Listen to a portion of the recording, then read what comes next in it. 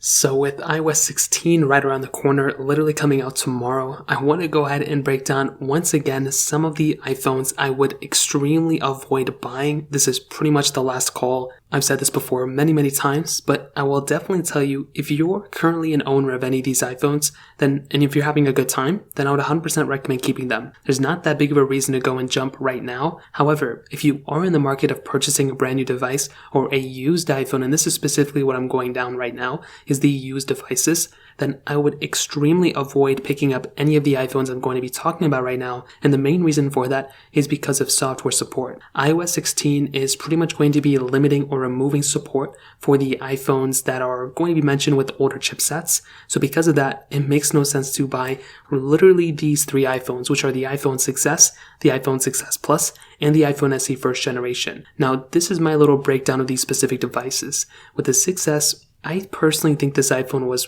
really good up until like about 2-3 years ago. Once iOS 13 came out, it's been a little bit of a different story since then, and almost every single version of software it's gotten, including iOS 13, we were kind of expecting this phone to be unsupported. When it was on iOS 13, we were expecting it to be the last version. When it got iOS 14, we were honestly kind of shocked because iOS 14 was a pretty big update, and somehow it got that software version. And then when iOS 15 came out, I personally thought this iPhone, there was just no way that device was going to be getting that software, but it ended up actually getting it. So as of right now, we're kind of stuck in a situation where the iPhone 6s isn't really worth buying. It's going to be unsupported with software, and let's just say it ended up getting iOS 16. I would still not recommend buying this iPhone because it is severely outdated, and there's just really no point in buying an iPhone like this. Now this brings us to the iPhone 6s Plus. This is another one of those devices that I just would not recommend buying anymore, and this goes in the same vein as the iPhone 6s. It's a little bit of a better iPhone than that, which is a little bit more interesting. This device, has a little bit of a bigger display, high resolution display, bigger battery, theoretically a little bit of a better camera too, but this is not a phone that is going to be here today